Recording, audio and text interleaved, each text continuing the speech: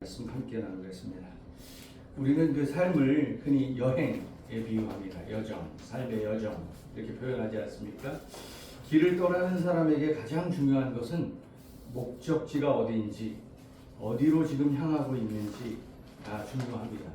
하지만 안타깝게도 많은 사람들이 가야 할 곳을 잊은 채 이미 떠나온 곳 혹은 머물러서는 안 되는 곳을 그리워하며 발걸음을 멈추기도 합니다. 오늘 본문은 어찌 보면 그냥 우리에게 너무 알려진 소돔과 고모라의 멸망 이야기, 단순한 심판의 기록을 넘어서서 구원받은 하나님의 자녀가 정말 우리가 가야 될 방향, 갈 바를 알지 못하고 세상 가치관과 안락함에 미련을 둘 때 어떤 비극을 맞게 되는지, 그리고 또한 우리가 진짜 바라보아야 될 영원한 도성이 어디인지를 분명하게 거울로 보여주는 것과 같습니다. 소돔의 죄악, 롯의 지체, 그리고 뒤를 돌아본 롯의 아내, 이런 모습들을 통해서 우리의 신앙의 한 주소를 함께 살펴봤으면 좋겠습니다. 소돔과 고모라 이야기, 우리가 이제 어릴 때부터 너무 잘 알고 있지 않습니까? 불로 이왕으로 심판받은 도시, 그렇게 알고 있습니다. 그리고 그들의 죄악, 가장 근본적인 죄악은 너무 많이 알려져 있는데 성적인 타락이 근본적인 이유라고 알려져 있습니다. 그러나 본문이 보여주고 있는 소돔이 갖고 있는 죄악은 그보다 훨씬 더 크다라는 걸 알 수 있습니다. 오늘 말씀 1절은 저녁 때에 그 두 천사가 소돔에 이르니 마침 롯이 소돔 성문에 앉아 있다가 그들을 보고 일어나 영접하고 땅에 엎드려 절하며 라고 시작되고 있습니다. 이 말씀은 이미 18장에 아브라함에게 찾아왔던 하나님과 두 천사의 장면과 굉장히 흡사하지 않습니까? 하나님의 천사들이 소돔에 이르렀을 때 성문 앞에 있는 롯은 그들을 영접하는 것으로 말씀이 시작되는 것이죠. 거리에서 천사가 밤을 지새겠다는 그런 주장에도 불구하고 롯은 간구하고 부탁해서 자기 집안으로 들이게 되고 식사 대접을 하게 됩니다. 그런데 여기가 바로 이 지점이 아브라함이 천사들을 접대했던 그 장면하고 극명하게 달라지는 문제의 출발점입니다. 4절 5절 말씀에 보면 그들이 눕기 전에 그 성 사람 곧 소돔 백성들이 롯을 막론하고 원근에서 다 모여 그 집을 에워싸고 롯을 부르고 그에게 이르되 오늘 밤에 내게 온 사람들이 어디 있느냐 이끌어내라 우리가 그들을 상관하리라. 소돔의 모든 남자들, 젊은이 노인 할 것 없이 지금 롯의 집에 몰려왔습니다. 나그네를 내어놓으라고 소리치고 있습니다. 여기 아주 특별한 문장이 하나 등장합니다. 5절 후반부에 보면 우리가 그들을 상관하리라. 여러분 한 번쯤 이 용어가 뭔지 아실 거예요. 이 용어는 성적인 관계를 암시하는 말이에요. 그리고 그냥 단순한 이성의 성적인 문제가 아니라 동성애를 지칭하는 말이에요.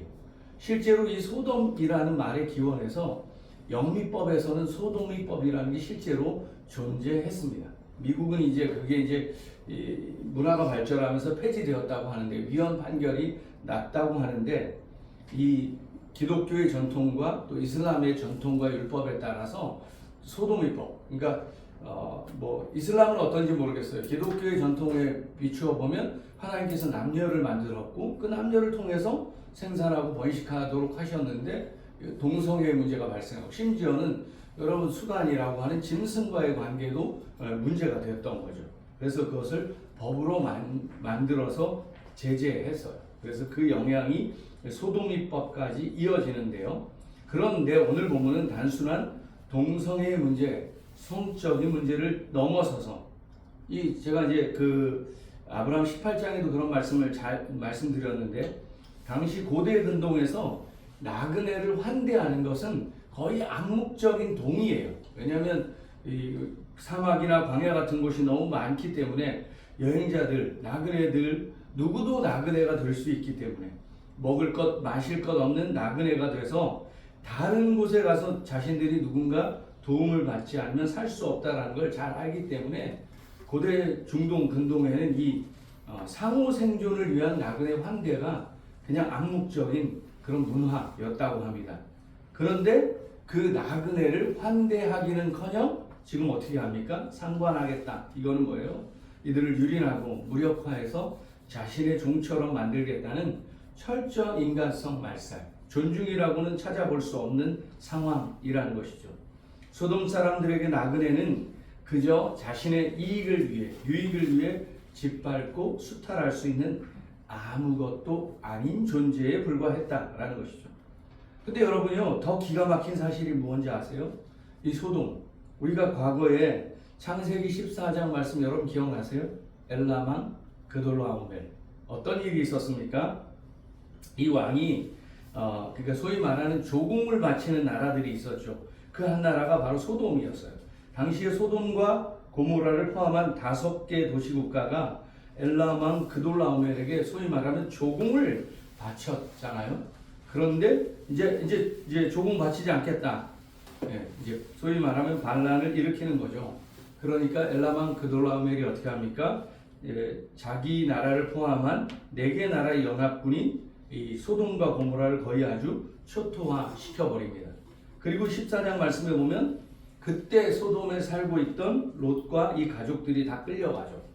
근데 어떻게 합니까? 아브라함이 그 소식을 딱 듣고 자기 집에서 길리우던 사병들을 데리고 가서 이 엘라망 그돌라오멜과 그 군대를 깨부수고 소돔의 모든 빼앗겼던 약탈되었던 재물과 사람들을 구출해서 돌아옵니다.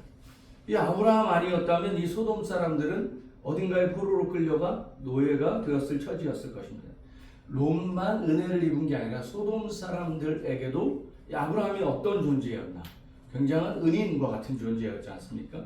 또한 아브라함이 믿고 계신 하나님이 자신들에게 이런 영향을 베푸셨다는 것도 느낄 수 있는 사건이었다라는 것이죠. 그런 그들이 지금 롯을 어떻게 취급하고 있습니까? 너희 집에 온 나그네를 내놔라. 그리고 심지어는요, 은혜를 잊어버려도 너무 잊어버렸어요. 9절 말씀에 보면 그들이 이르되 너는 물러나라. 또 이르되 이자가 들어와서 거류하면서 우리의 법관이 되려 하는도다. 야, 네가 뭐냐? 도대체 네가 뭔데 이래라 저래라 하고 재판관 행세를 하느냐? 문을 부수려고 위협하는 거예요. 앞서 우리가 읽었던 1절 말씀에 보면 롯이 어디 있었냐면 소돔 성문에 앉아 있었어요. 그러니까 이미 이 아브라함 창세기 14장의 일 때문에 원래는 아마 롯이 소돔에서 나름 인정받는 위치에 있었던 것 같아요. 역사적으로 이렇게 성문에 앉아 있다. 실제로 뭔가 이렇게 법관도 하고 뭔가 판결을 하고 이런 사람들이 성문에 앉아 있다는 표현을 쓰거든요. 근데 지금은 정반대 상황이 된 거예요. 아브라함을 통해서 하나님을 통해서 입었던 은혜를 깡그리 잊어버리고 어떻게 합니까? 너 뭐야? 너 나서지 마. 그리고 문을 부수려고 위협하는 것이에요. 이 심판받을 수밖에 없는 세상의 모습을 상징하는 것이 바로 소돔의 모습. 은혜를 모르고 타인을 유린하는 극단적 이기주의, 자기 욕심을 배부리려고 하는 모습을 지금 보여주고 있는 것입니다. 더더욱이나 이런 악독한 소돔의 현실 속에서 갈수록 첩첩산중이에요. 더 놀라운 것이 무엇입니까? 말씀을 잘 읽어보십시오. 롯이 어처구니 없는 대처를 합니다. 다시 6절로 거슬러 올라가 보면 사람들이 문을 부수려고 들어오려고 하니까 어떻게 합니까? 6절 말씀부터 8절까지 한번 다 함께 읽어보겠습니다. 6절에서 8절 다 함께 읽겠습니다. 롯이 문 밖에 무리에게로 나가서 뒤로 문을 닫고 이르되 청하노니 내 형제들아 이런 악을 행하지 말라. 내게 남자를 가까이 하지 아니한 2 딸이 있노라. 청하건대 내가 그들을 너희에게로 이끌어내리니 너희 눈에 좋을 대로 그들에게 행하고 이 사람들은 내 집에 들어왔은즉 이 사람들에게는 아무 일도 저지르지 말라. 되게 황당하고 어처구니 없고 끔찍한 일이 벌어지고 있습니다. 여기요 7절에 보면 내 형제들아 이런 악을 행하지 말라. 소돔에 살고 있는 사람들이 쳐들어와서 문을 부수고 나그네를 내놓으라는 것은 악한 일이라는 걸 알아요. 그런데 더 황당한 건 뭐예요? 자기 2 딸을 줄 테니까 나그네를 내버려둬라. 이게 무슨 대처입니까? 나그네를 성적으로 유리하고 인간성을 말살하겠다는 짐승 같은 존재들에게 자기 2 딸을 내어주겠다는 거예요. 제정신일까요?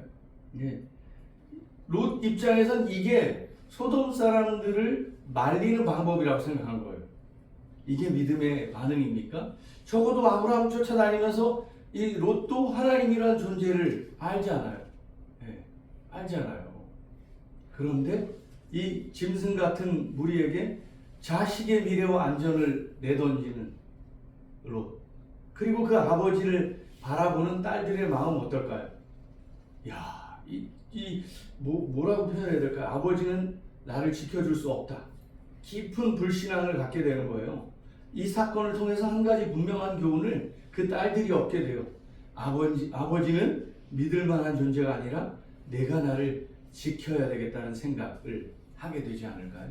그래서 이들의 결국이 어떠하게 됩니까?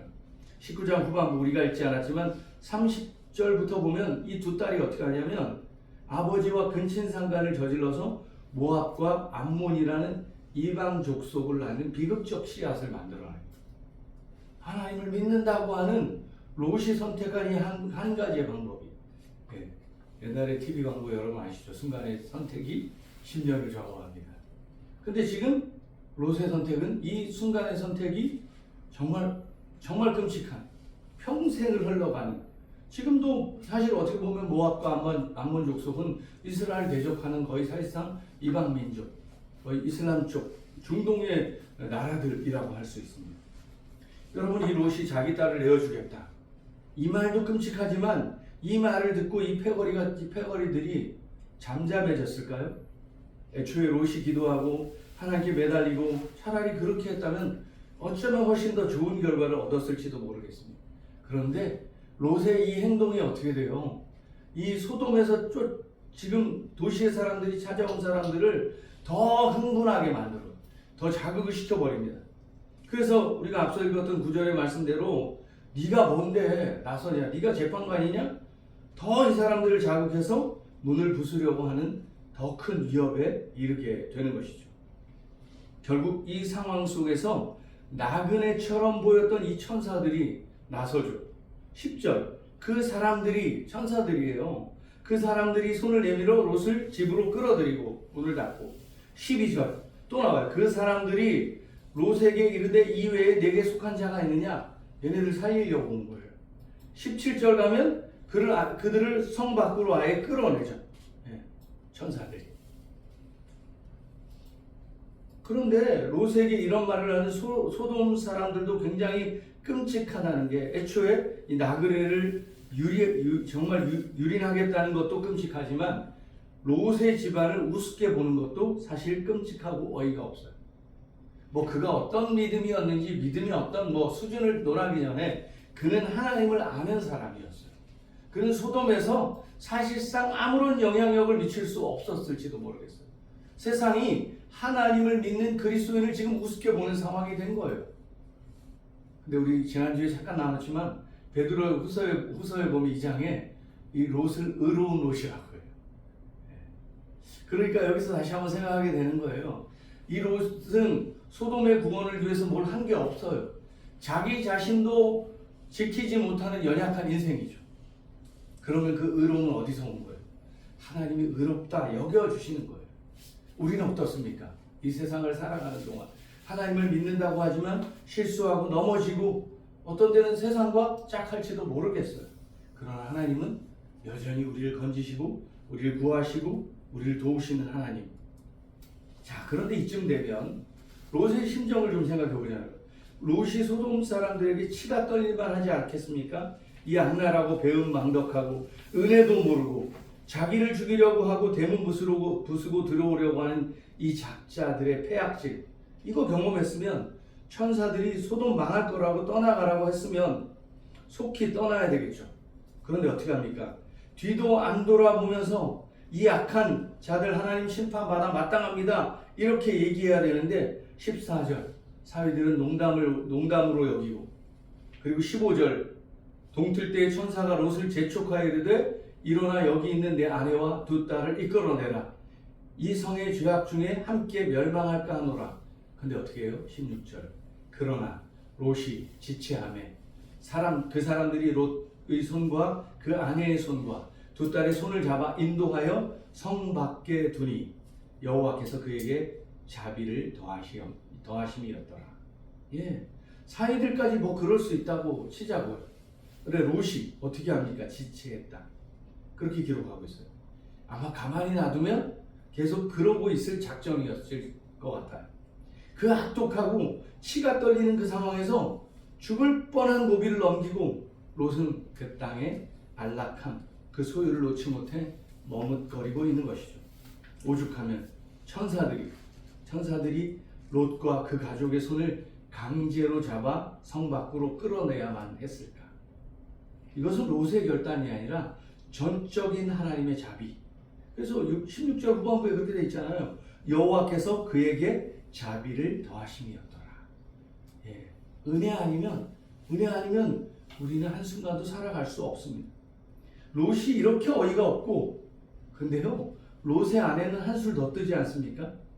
한술 더 떠서 뒤를 돌아보지 말라는 경고를 무시하고 26절, 롯의 아내는 뒤를 돌아보았으므로 소금 기둥이 되었더라. 분명히 천사가 17절에 그 사람들이 그들을 밖으로 이끌어낸 후에 이르되 도망하여 생명을 보존하라.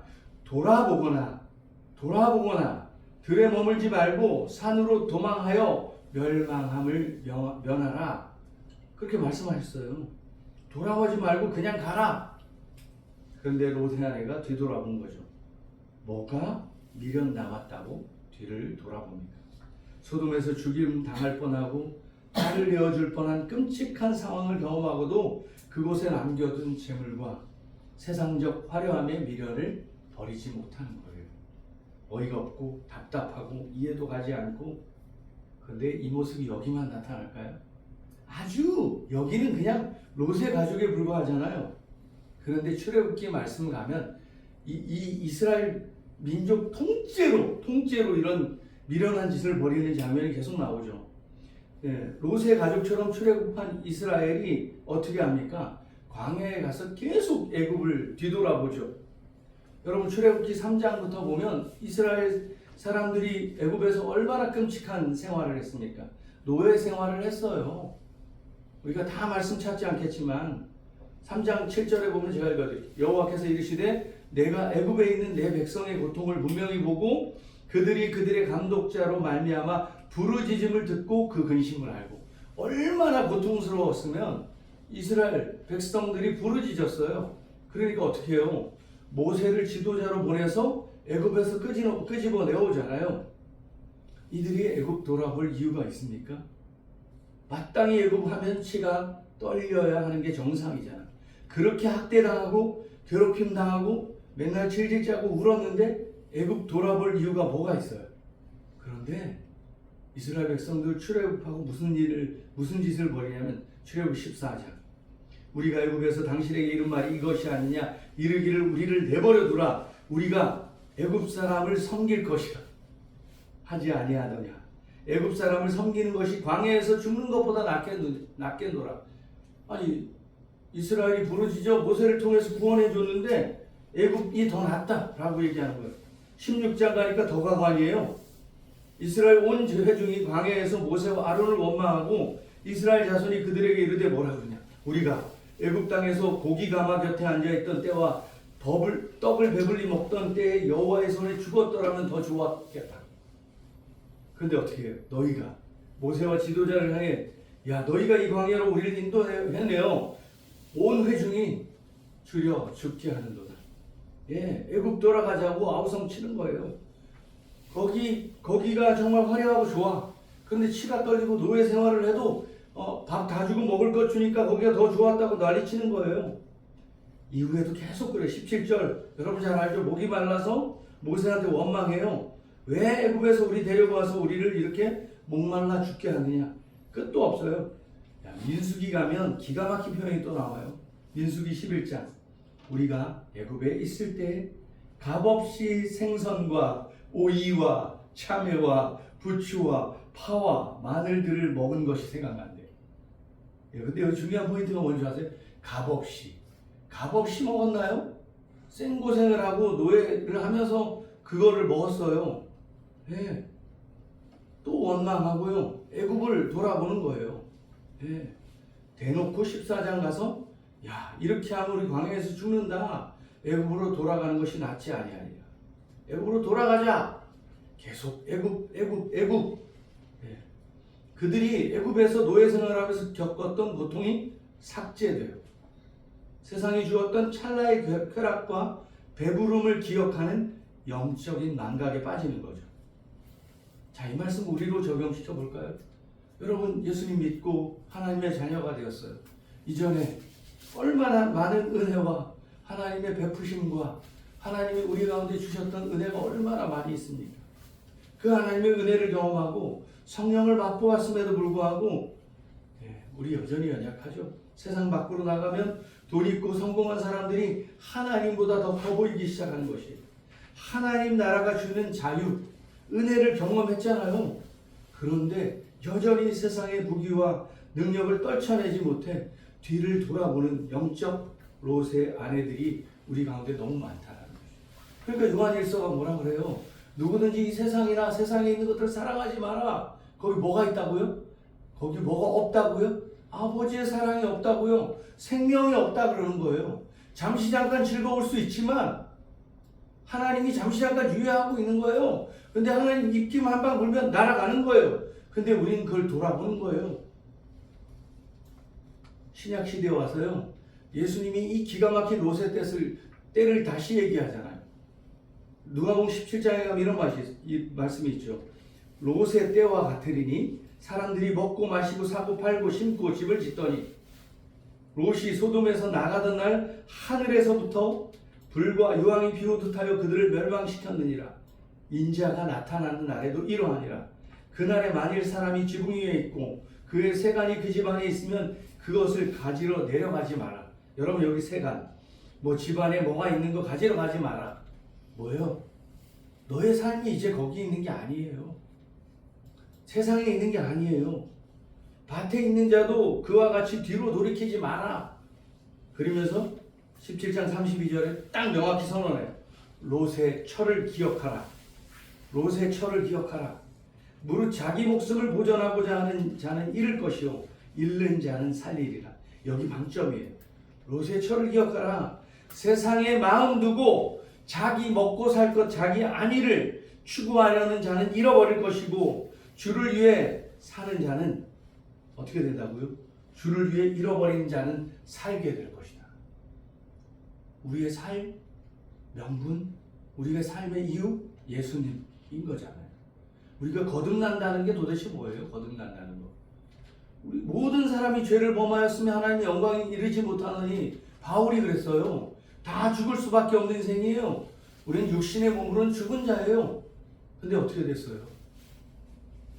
갈라디아서 2장, 내가 그리스도와 함께 십자가에 못 박혔어요. 이전 옛사람은 죽고 예수와 함께 다시 태어난 거예요. 다시 살아난 거죠. 새로운 은혜, 새로운 생명. 이게 어떤 의미예요? 우리의 소속이 땅에서, 육신의 몸에서 하늘의 몸, 신령한 몸으로 옮겨진 거예요.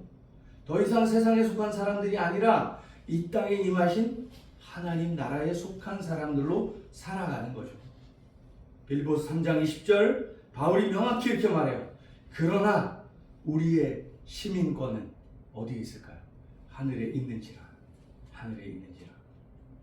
분명히 하나님 은혜 맛보고 하나님은 나라가 있고 하나님 나라를 소유하고 하나님이 우리의 왕이신데 왜 자꾸 뒤돌아보냐 이거예요.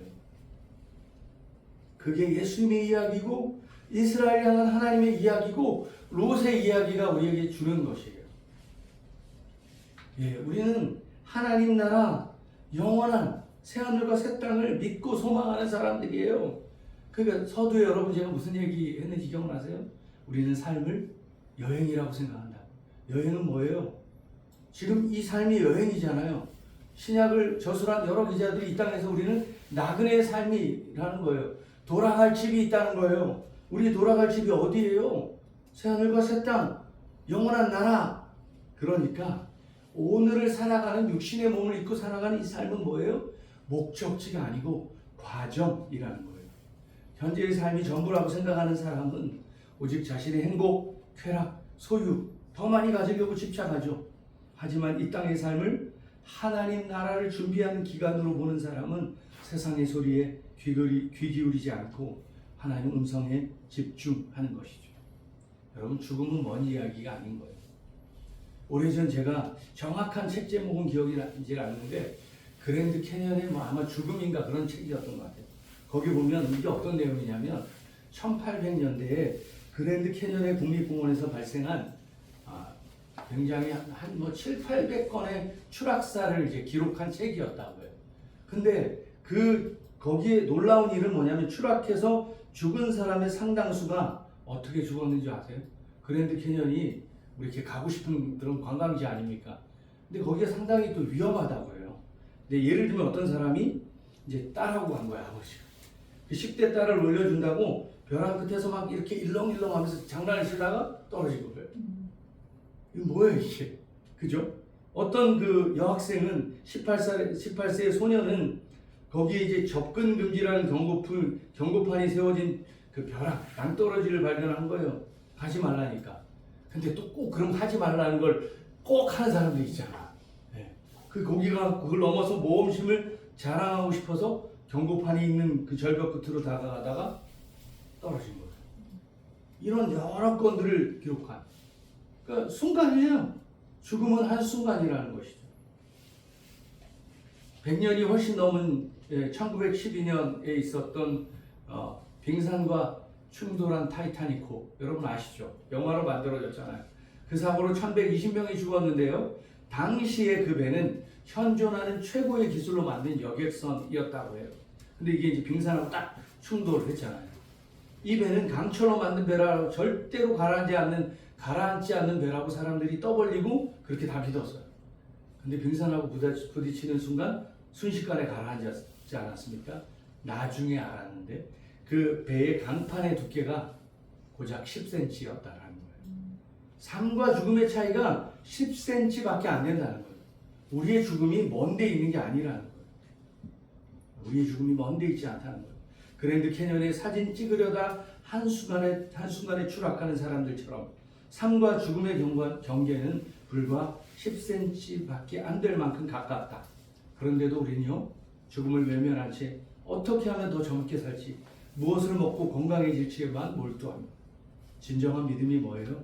죽음 넘어 영원한 나라를 현실로 받아들이고 그 영원한 나라를 오늘로 살아가는 것이죠.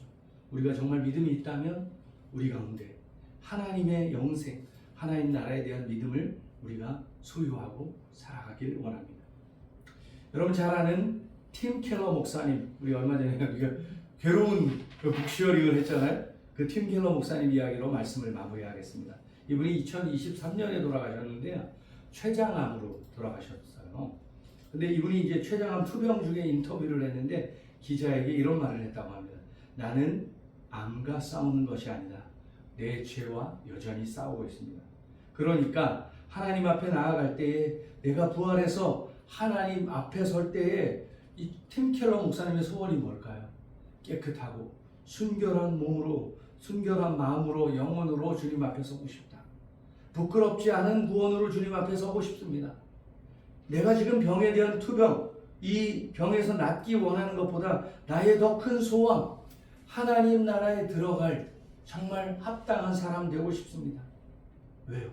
투병하지만 그는 영원한 나라를 소망하면서 그 나라의 순결하고 깨끗한 몸으로 들어가고 싶은 거예요. 팀 켈러 목사님은 영원히 지금 실제가 되었던 거예요. 현재가 되었던 것이죠. 이 땅에서 우리는 천국으로 살아가는 삶, 그걸 만들려고 할 때는 우리는 불행해지지만 진짜 천국 소망하며 살 때 우리의 이 땅의 하루하루가 얼마나 즐겁겠습니까? 왜입니까? 매일이 영원한 나라에 한 걸음 한 걸음 더 가까워지는 시간이기 때문입니다. 여러분 말씀을 이렇게 도전함으로 마무리하고 싶습니다. 세상의 화려함, 소돔의 화려함에 미련 두지 마십시오. 세상 바라보며 그때가 좋았지라고 말하는 답답한 소리를 멈추십시오. 하나님은 날마다 새로운 은혜를 부어주세요. 이전 것은 지나갔어요. 보라 새 것이 되어오는 거예요. 그리고 우리는 어디를 향해 한 걸음 한 걸음 나아가고 있습니까? 영원한 하나님 나라에 가까워지고 있는 것이죠. 그 하나님의 약속이 우리의 삶에 흐르고 있어요. 뒤가 아니라 앞에 흐르고 있는 하나님의 영원한 언약, 하나님의 나라를 바라보셔서 그 길을 걸어가며 그 길을 소망하며 소돔을 넘어서 영원한 하나님의 나라에 함께 들어갈 수 있는 저와 여러분의 삶이 될 수 있기를 주님의 이름으로 축복합니다. 아멘. 우리 오늘도 찬양 같이 했으면 좋겠습니다. 조금 어려울지 모르겠는데 아까 그 찬양 우리 같이 할까요? 광야로 입고 아는 분이 좀 열심히 불러주세요. 찬양하십시다.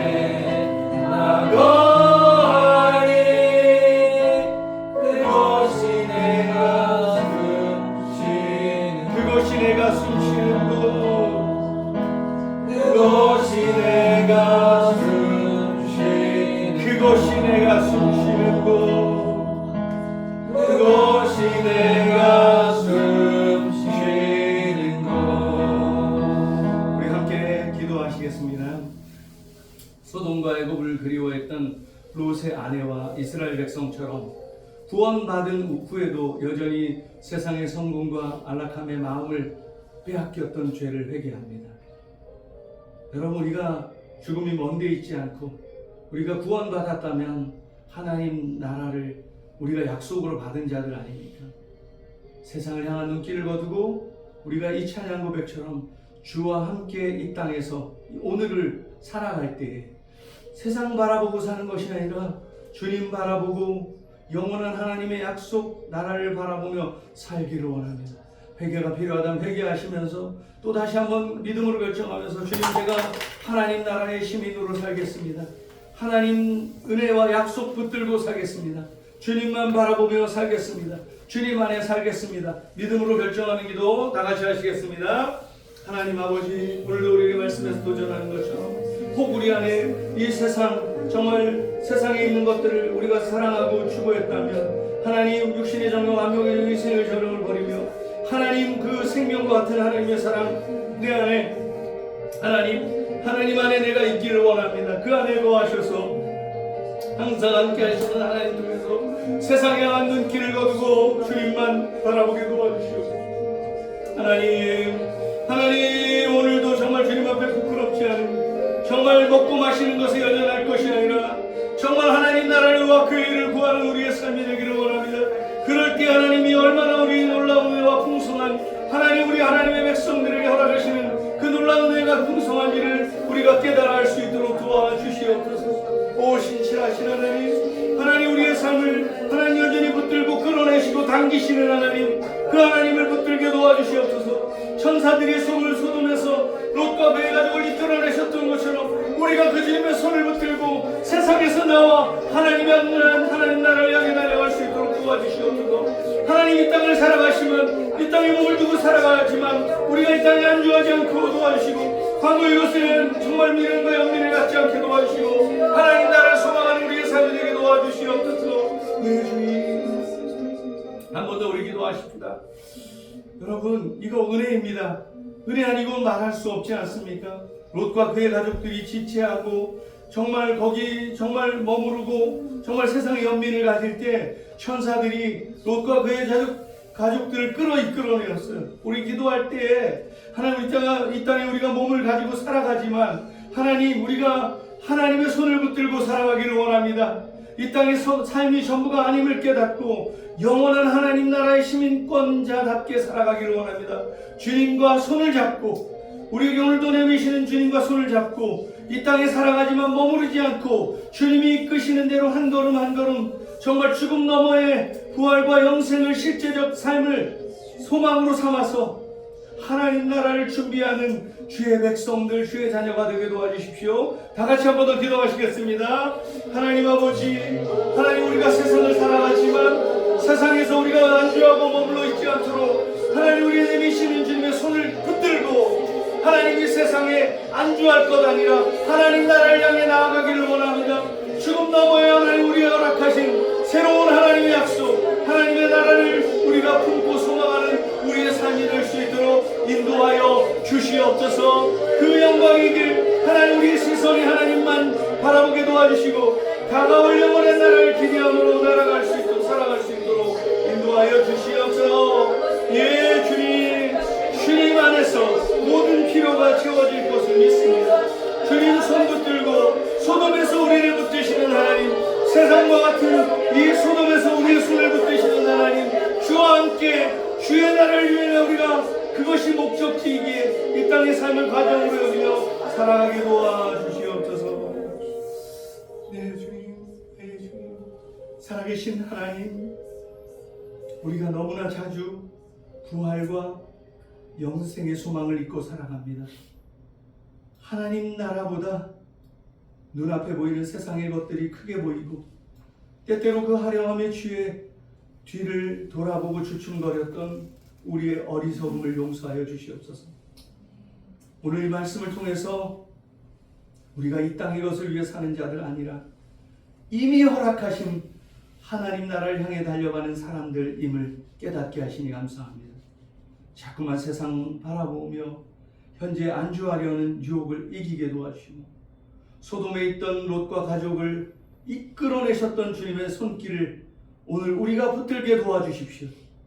그래서 여기 안주하고 이 땅의 연민을 가지는 것 아니라 주의 손을 붙들고 정체된 인생이 아니라 우리 앞에 놓인 영광의 길을 성령의 도우심으로 끝까지 걸어가는 우리의 삶이 되게 하여 주십시오.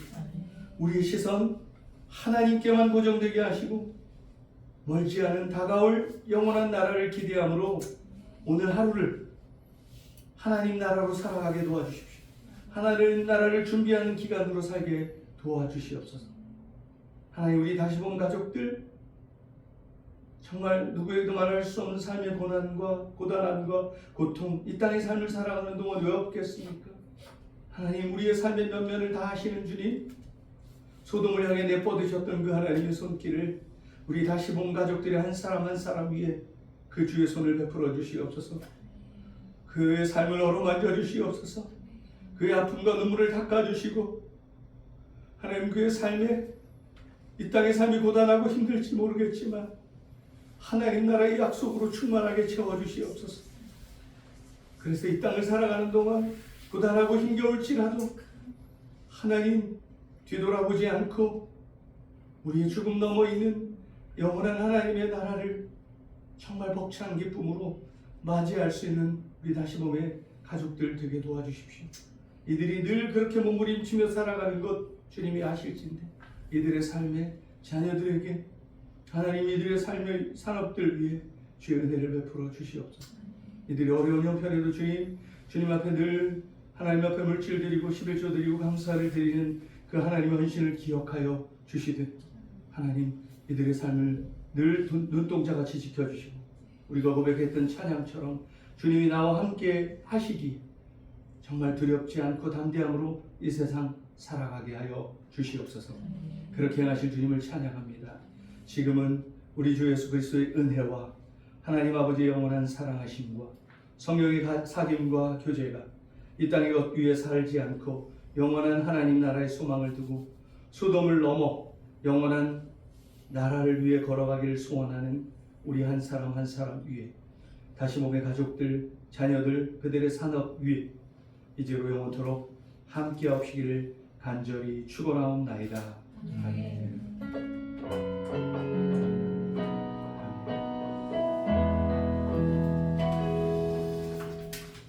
예배를 마쳤습니다. 드리기 감사의 박수 올려드리겠습니다.